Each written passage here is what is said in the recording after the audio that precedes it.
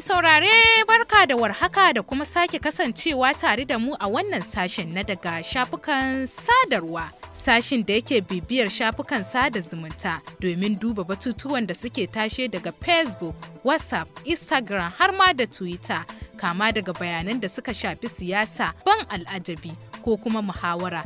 Duka dai za ku iya jin mu da su matukar su ne suke tashe a shafukan sada zumunta. Ku biyo ni Aishatu Bashir Tambuwal domin jin batun da za mu taɓo muku a yau.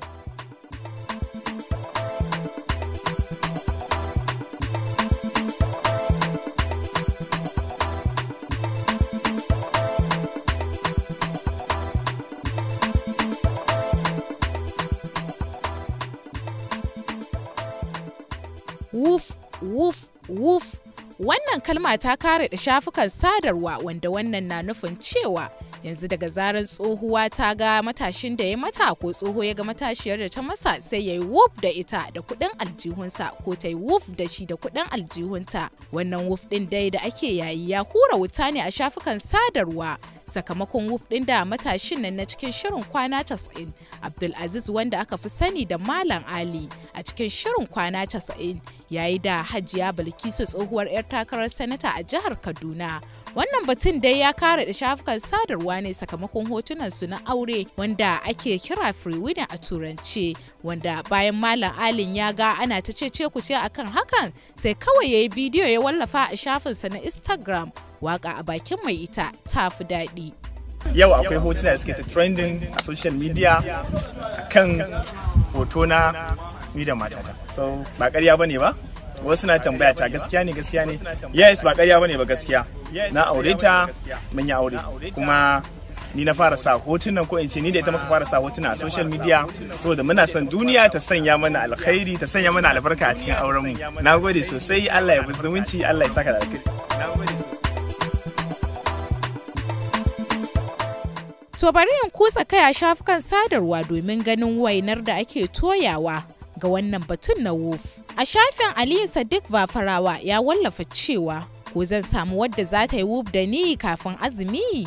To Abubakar Adamu kuma wallafa cewa yayi, wai me yasa kuke woof da manyan mata ne? Ko kuma samarin sun daina auren 'yan mata sai zawarawa?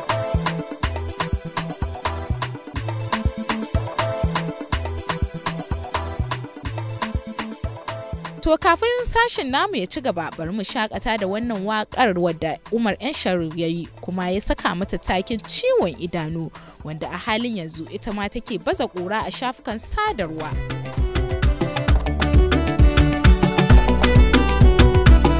Bandin zagar kawaye a soyi ya kai na ɗauka, a share min hawaye ka sana ni na kuka.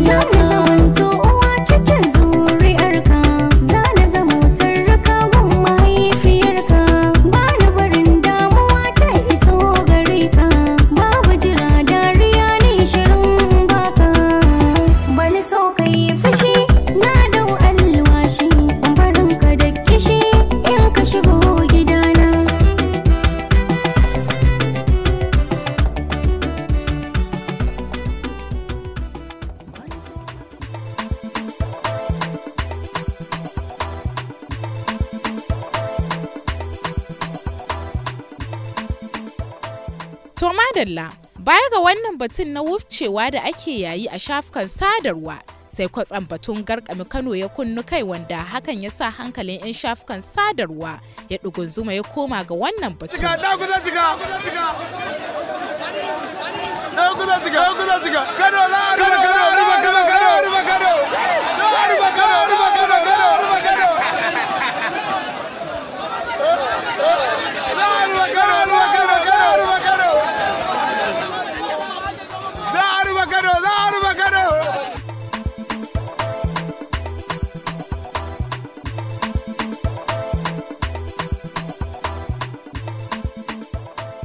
Wannan dokar dai da gwamnan Kano Ganduje ya saka ta shafi kowa da kowa mazauna Kano, domin kuwa ya sa an garkame ko ina har da masallatai na cikin garin Kano.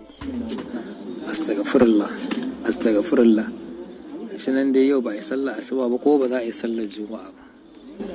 Duba ka gani titin masallacin cikin gari ne na. Ganin daga mu sai 'yan sanda, jami'an tsaro ba, can a zaune. Wanda wani can police station.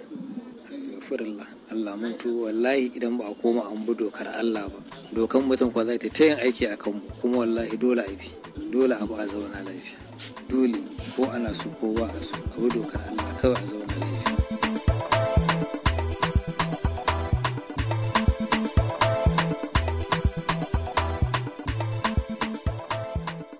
Baya ga wannan bidiyo dai guntayen bidiyo sun yi ta fitowa akan duk wanda aka kama yana sallah cikin jam'i ake zane shi da bulala. Hakan kuma ya yi sanadiyar an kama wani limamin masallaci wanda ya bayar da sallar juma'a.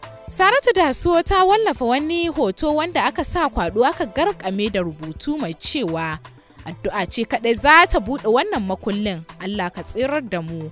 Ita kuma sai ta yi rubutu a ƙasansa cewa zaman gidan dole. Yayin da Mansura Isa ita kuma ta yi rubutu da cewa Baba Ganduje, wannan ita ce damar da za ka samu domin wanke Kano, a share ta a kwashi ƙazantar da ke cikin kasuwanni, titi, a saka magani a duk inda ake fitsari, sannan a saka cewa an daina fitsari a nan tare da cin taron masu yi. Dama ce yanzu a kawo tsafta a garin Kano. Daga ƙarshe ta rufe da cewa Allah ka sa shawarar za ta yi amfani.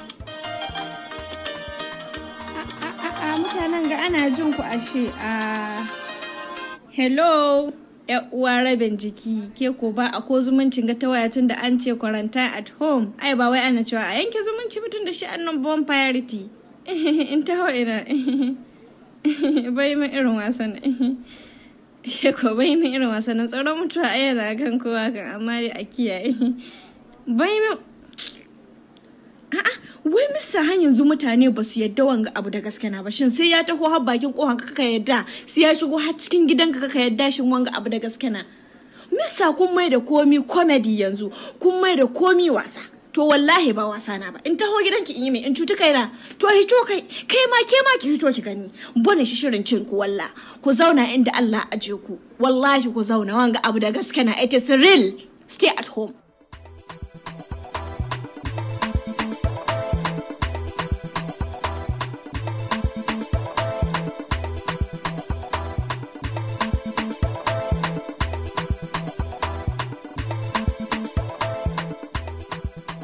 To bari in karkare muku sashen daga shafukan sadarwa da wannan sabon batun da ya tada hankalin 'yan Najeriya musamman a shafukan sadarwa. Batun rasuwar shugaban ma'aikata na fadar shugaban ƙasa wato Abba Kyari.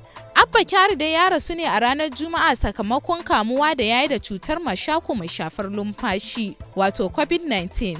Inda shafuka da dama suka rinka wallafa hotunansa tare da yi masa addu'ar neman gafara a wurin Ubangiji. Shafin BBC na Instagram sun wallafa batun mutuwar tasa kamar haka.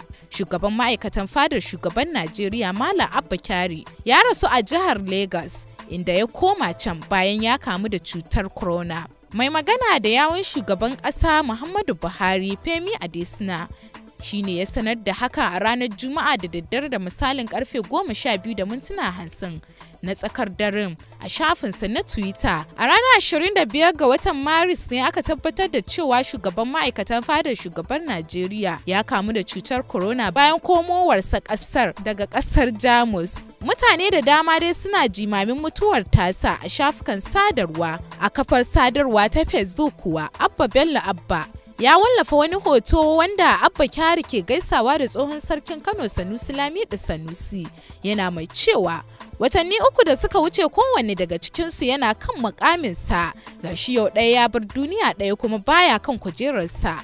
Allah Ubangiji ka ji kan Malam Abba Kyari, muna roƙon Allah ya ji kansa da rahama, ya sa mutuwa ta zama hutu a gare sa, amin. Abubakar Adamu kuma dogon sharhi yayi yana mai cewa inna lillahi wa inna ilaihi raji'un.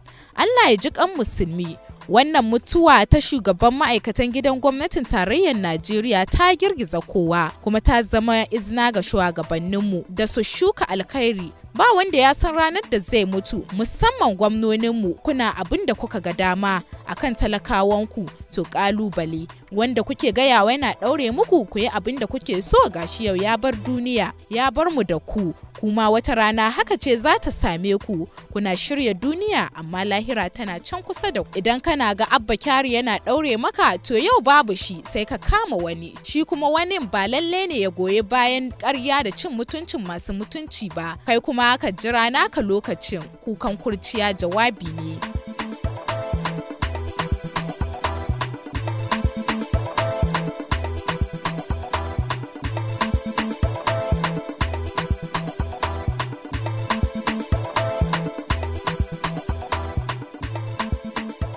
To duka-duka a nan zan dakata a cikin wannan sashen na daga shafukan sadarwa na cikin shirin dandalin matasa, da wannan kuma nake fatar sake haɗewa da ku bayan sallah idan Allah ya yarda, da fatar Allah ka sanya mu cikin bayinsa 'yantattu.